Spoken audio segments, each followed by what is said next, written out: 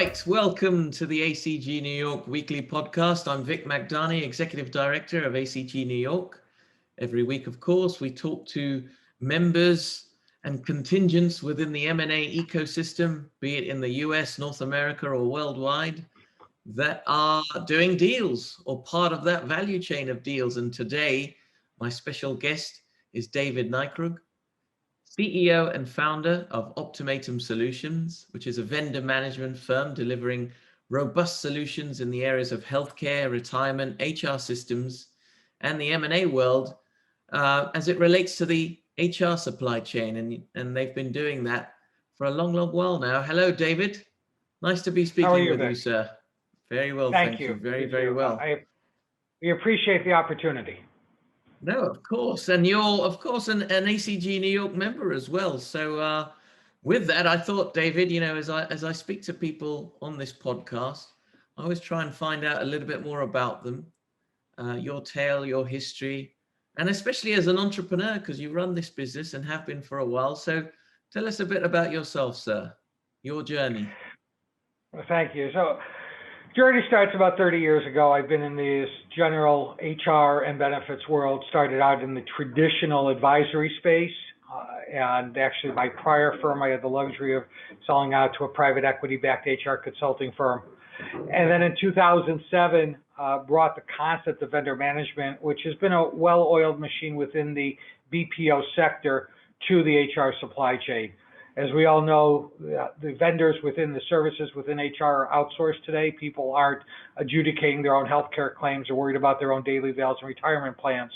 So net, it's an outsourced model, but being able to bring the tools of the world of vendor management to the HR supply chain. Fantastic. And of course, I'm guessing in this time of M&A euphoria, you've never been so busier. So maybe tell us a bit about your client base within the transactional world. You know, are they very much PE? Are they very much middle market, lower middle market, strategics, family offices, all of the above? Tell us more. Well, you just went through the list of all of them. The good news is both from a perspective, so of our types of clients, right? Our clients, whether it's holdco, opco, sponsor portco, or family office, or just one-off organizations, we play, as I would define it, as the wide middle market. Technically, we call it the Fortune 2000 is our ideal. I would say organizations anywhere between 500 to 1,000 employees on the low end to 20, 30,000 on the high end. What we found is that that world has the complexities, but not always have a situation or an opportunity for the sophistication that's needed when you get into those types of organizations. That being said, you talk about what we're seeing. Yes, thankfully, we are very busy. We're grateful for that. At the same time, I have to say, if I can turn the clock back to 2009, a little bit of deja vu. What we found in 2009 was we ended up our phone was ringing with help. And there are 2 points of entry to Optimatum. We call it offense and defense. Offense is about expense management, margin expansion, SG&A controls. Defense is, okay, we have a challenge here. We need it fixed, and we need it fixed today.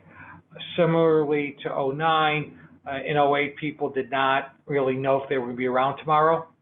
And they sort of let a lot of things go by the wayside. Similarly, what we've been seeing is people went through the RIFs, the furloughs, the reduction in cash comp, and didn't focus on the operational functions of the business. At the same time, what is keeping us busy is both the full M&A life cycle of pre-deal due diligence, day one readiness, post-day one synergies, but also tied into the concept of harmonization. Harmonization of delivering value capture to the portfolio, and don't want to get into it all right now, but the opportunities are there of leveraging the girth of the portfolio, and that's what's keeping us busy today as well. Well, you know, you've got so many capital providers and players in the ecosystem now that have their own prerequisites and own notions of what value creation and capture actually is and are. So having said that, I'm guessing there's a bit of a delta between what was presupposed and what eventually ends up happening. So what does happen? I mean, what was the inevitability? So I want to talk to you, if I could, David, about your process, about that harmonization, about the players that you work with, be they SPACs, whoever it may be, that you try and foster. So perhaps let's talk about client approaches and pre-deal, day one readiness, post-merger execution. So if we can touch on each one of those gamuts. So let's talk about, I don't know, due diligence support, pre-deal, and where you probably want to be talking to these players as early as possible. What happens there? Correct, but I would say generally not early, not soon enough, not early enough, and we're, let's call it the forgotten stepchild from that perspective that nobody wants to talk about. Candidly, whether it's a APA or an SPA, right, there are things that are committed to within these processes that are great maybe from a deal perspective, but nobody's thinking about the next step from an operationalization of that commitment, whether it's benefits comparable in the aggregate clause, which people think, okay, great, we're going to take care of our employees, but what it really takes and the cost of the load of managing that on an ongoing basis, even if it's for a short 12, 18, 24 months, becomes a very heavy lift.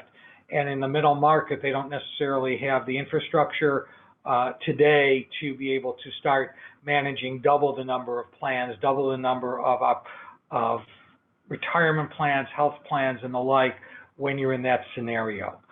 From a pre-deal due diligence standpoint, you have the world of, doing the QOV, doing the opinion letters. We leave that all to that world. Where we're focused is where the landmines, what's going to actually be a challenge to implement, as well as what are clauses that got, I don't want to accuse of anyone sneaking something in, but landing into the agreement that just doesn't really impact anything, and all it's going to do is add to additional labor going into the deal. What if you already have a PMO in place managing all of this, that integration, that acquisition integration? Don't they cover it all, or do they miss out on some of those landmines you speak of? So the PMOs do a great job, right? Whether, everyone's task practice and PMO services do a wonderful job synthesizing the work streams and running the Gantt chart.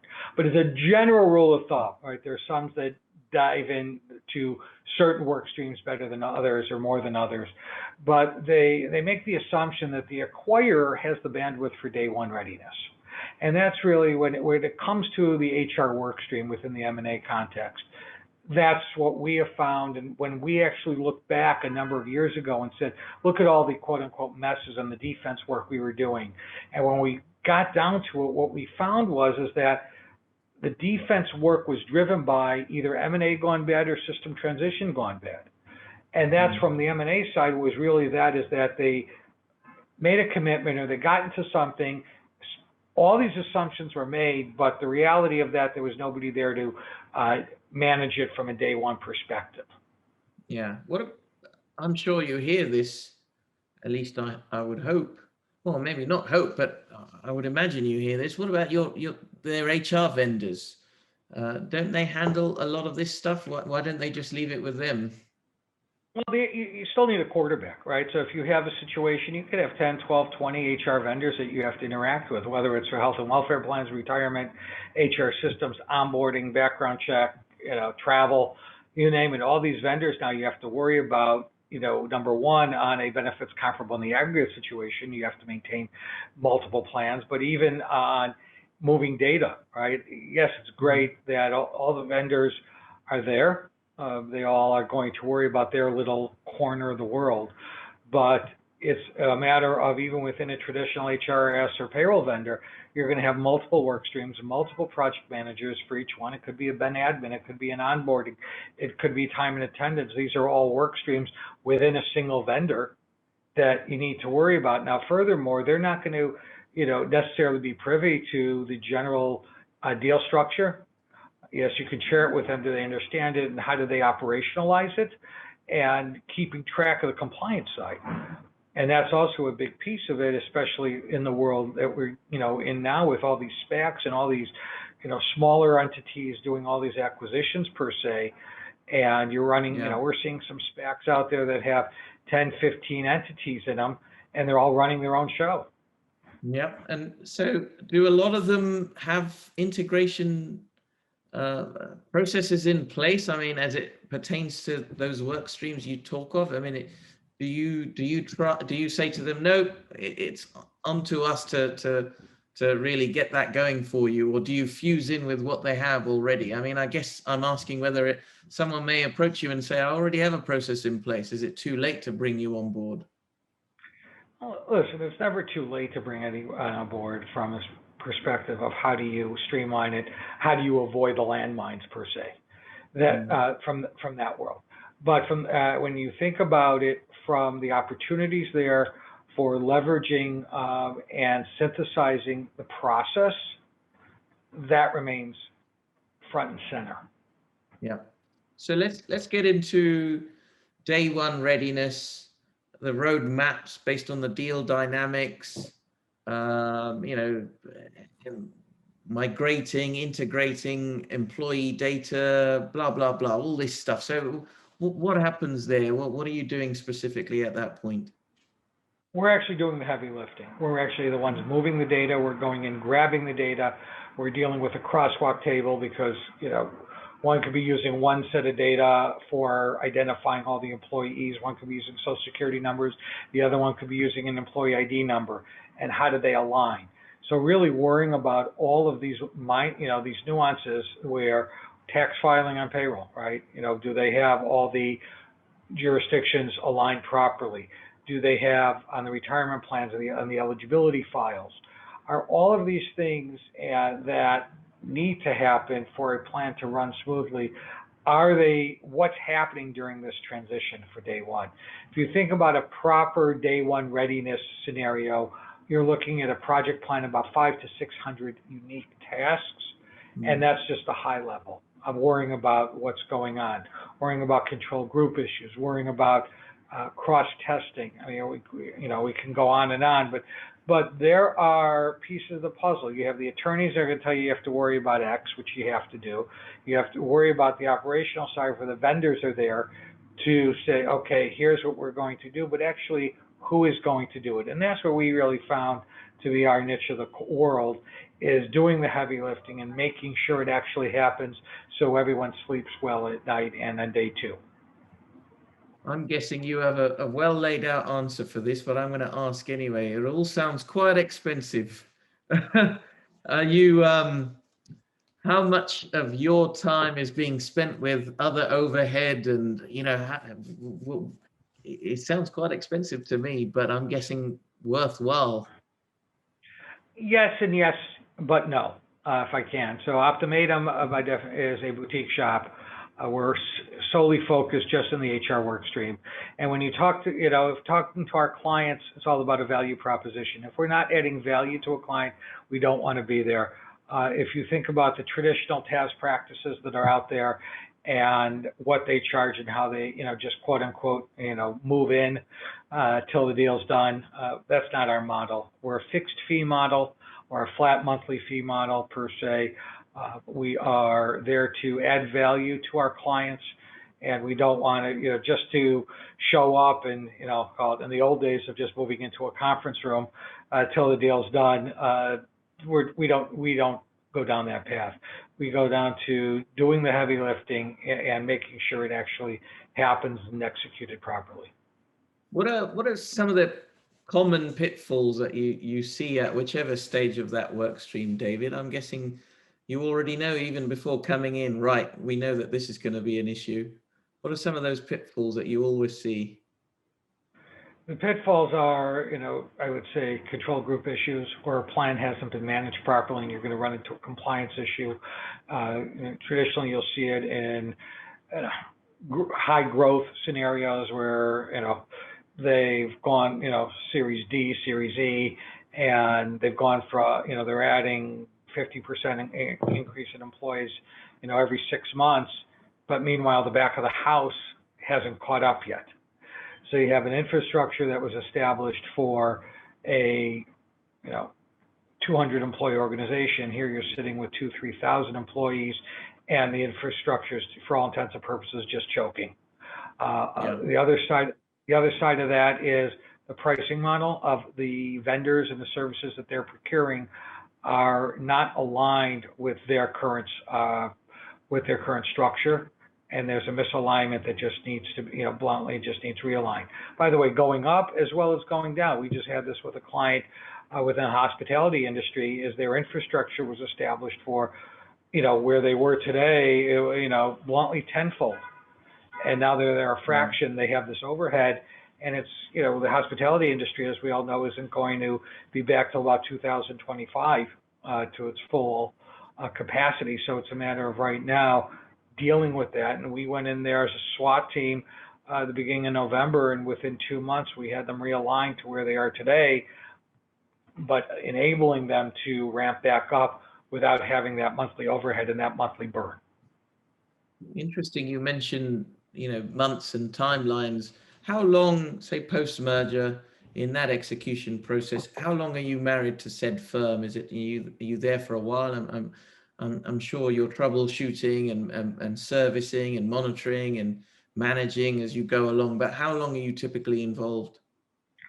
It can range anywhere from 6 months to a couple of years. What we have found is that, if you're going into a scenario where it's just a single acquisition within an organization, it's shorter. What we have been seeing more and more is that when you're getting into these harmonization processes, you can't just set it up and walk away. You need somebody managing it for the sponsor or the holdco, and that can either be internally, they can hire the resources, or we have some clients that have reached out to us and asked us, listen, can you manage us on an ongoing basis because we bring the value and the deep subject matter expertise with us. It's if you talk about expediting a deal, I know personally, HR compliance issues can be one factor that causes a lot of delays. Do you see that more often than not? In the U.S., you really, anything that can't be worked out, right? I mean, you see less and less of pension liabilities, retiree medical liabilities. Those used to be the ones that would really get in the way. But the only ones that we're seeing holding up deals these days, as a general thumb, is the collective bargaining world. Interesting. For some reason No, go on. Sorry. No, for some reason, some people think, it's not in the best interest, so they're going to do everything possible to get in the way of the deal closing. Yeah, it's very interesting. And then there's so many vendors out there as well. Not that we want to talk about them, but how are you differentiating, David? I know that you're quite a small and nimble organization, and not to plug you or promote you, but I know that your clients provide good testimonial. But what differentiates you from the rest? So number one, and I'm always, interested to learn about other firms. Optimatum as a vendor management firm is the only one in the space that's solely focused on the HR supply chain, in the traditional world, the HR work stream, and actually doing the heavy lifting. You have a lot of other firms that are focused on either, as you mentioned, the PMO, the IMO, and the traditional task practices. But also we're vendor agnostic. We're not a broker. We're not a consultant. We play, plug and play with all vendors. They all know us well, and they understand our position and that the client's making the investment to ensure a smooth transition. Oh, very interesting. And obviously we'll put a link to David's website and his details within the description of the podcast. I want to talk to you, David, a little skew, if I may, about your wider thoughts on the market and what is going on. Back end of last year, of course, was a field day. You could say M&A activity was rampant, and it certainly continued. Lots more different players, and we've spoken about a few of those contingents. But give us your thoughts on the wider markets, David. What we're seeing sort of the aftermath, or the ongoing aftermath of all these deals, right? They're just buying the companies. If we thought in 2018, 2019 due diligence wasn't happening, that was a lot of due diligence in comparison to what we're seeing today. And so more and more hair on the deals, more and more just buy it and we'll deal with it later type of concept. And that's, if you're building that investment to cleaning up their, the hair, the mess, whatever term you want to use, do it. But just to go by and assume, okay, you'll, keep it together with bubble gum and duct tape until until you're able to get rid of it. Good luck. I mean, listen, there are people that are, doing that. We're seeing it. We're front and center to, they're calling us in after, saying, oh, we tried that, but no, we really have to do it because now, clients with Department of Labor issues, clients with other types of audit issues that are bubbling up because they got, went unwatched or unaddressed. So and granted that we may be looking at and skewed with the world that's challenged, but we're seeing more of it. We're seeing, and as the deals progress, I don't have to tell there's you. A lot of, there's how best shall I put it? A lot of competitive powder out there that needs to be spent quite quickly. And we're certainly seeing that resonate with valuations. The EV component, let's keep to one side, but it's, I guess, doing a full circle, fairly decent for you, busy as you were back in 08, 09, but does that worry you a little bit? It certainly does to some other folk that I speak to. Yeah, I mean, it's the lack of, if I may, potential common sense within a deal. Just, the money's burning a hole in somebody's pocket, therefore you have to spend it. That's fine, but put another 10, 20% on the deal within the financials and your projections to actually clean it up so you can have a smooth sailing operation. Cleaning up, organizations, some, people have made a lot of money over time buying messes and cleaning them up and selling them. But the key is they built into the financial model the cost of cleaning them up. And what we're seeing is that they're not even thinking about it. They're just saying, okay, we'll buy it and then, we'll worry about a secondary fund or we'll worry about someone else to get rid of it. That's what's keeping me up at night if I think about the longer term picture. Well, I won't go down that road, but here was I thinking whenever an LOI is signed, they're in love with the firm and they are there to help and they know enough about it to know where to help. So my last question, when you're performing, let's talk pre-deal, let's go around pre-deal, when you're doing your risk and opportunity assessment and you say, well, look, there's a lot of work to be done here, and be as diplomatic as possible, sir. Does that ever thwart away their thinking to say, actually, we should have given this a little bit more thought? And you're only looking at one gamut of that buyout. Yeah, I mean, that's the key. We're just one corner of the ecosystem, right? But one consistent thesis that I've seen time and time again throughout my career is that if there's a challenge in one corner, it's usually not the only corner. Well, I don't want to end on that gray thought, but David, look, it's always a pleasure talking to you. I always enjoy our chats.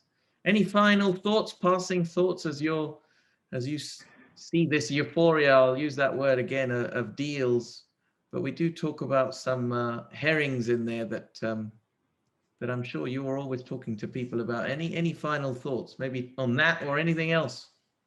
Well, no, I would say two things. First of all, one, as we started out with, ACG, is, I'd say front and center in this world and enabling the process, and we appreciate that.